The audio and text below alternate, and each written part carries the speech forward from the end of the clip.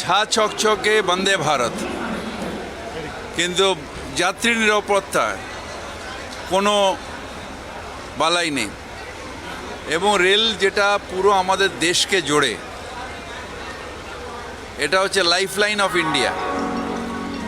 সেটা চিরকাল আলাদা বাজেট ছিল, তার একটা আলাদা ইম্পর্টেন্স ছিল।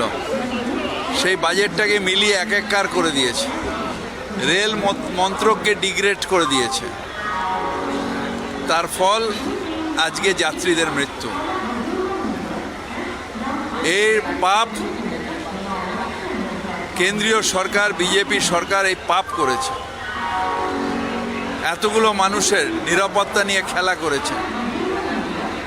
অ্যান্টি কলাশন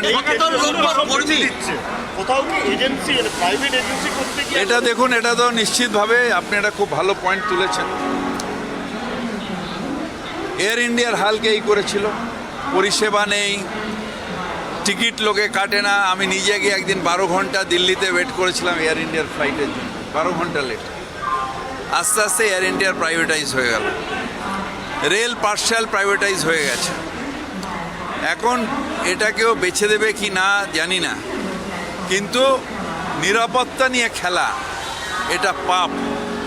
মানুষের জীবন নিয়ে খেলাটা পাপ। ববিদা, আমি এখানে এসে প্রচুর রেলকর্মী যারা বলছিলেন যে 70 লক্ষ থেকে 80 লক্ষ কর্মী ভ্যাকেন্সি, সেখানে তারা ক্ষোভ প্রকাশ করছিলেন রেল মন্ত্রকের বিরুদ্ধে। কি বলবেন? ইম্পর্টেন্স নেই। আপনি বোঝবার চেষ্টা করছেন, রেল মন্ত্রকের আগে একটা আলাদা বাজেটের আগে রেল মন্ত্রকের বাজেট হতো। লাইফ লাইন মানে ইন্ডিয়া, দেশের বড় বড় নেতৃত্ব তারা রেল মন্ত্রী ছিলেন। এটা আমি বলতে পারবো না, আমি রেল মন্ত্রকের সাথে কোনোভাবেই যুক্ত নই। রেল মন্ত্রকের ভেতরে কি হচ্ছে আমি জানিও না। মাঝে মাঝে রেলে উঠি এই পর্যন্ত, কিন্তু যেটা হয়েছে এটা অত্যন্ত অন্যায়। এখানে যেটা দেখলাম, অনেক মানুষ নিখোঁজের তালিকায় রয়েছেন যারা জেনারেল কম্পার্টমেন্টে, তাদের সম্বন্ধে রেলের কাছে কোনো খবর নেই, তারা ঘুরে বেড়াচ্ছেন। এরা অন্যায় করছে। নিশ্চয়ই মুখ্যমন্ত্রী একটা করেছেন, যে হেল্পলাইন করেছেন, ওগুলোকে নথিভুক্ত হচ্ছে, তারপরে সার্চ অপারেশন হবে। কিন্তু এটা অন্যায় হচ্ছে, পাপ হচ্ছে, মানুষের জীবন নিয়ে খেলা নয়।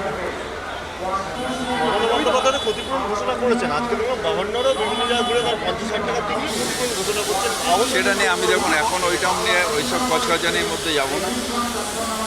আমাদের রেলের এই অমানবিক কাজে আমাদের আত্মীয় স্বজন, আমাদের পরিজনদের আমরা হারিয়েছি।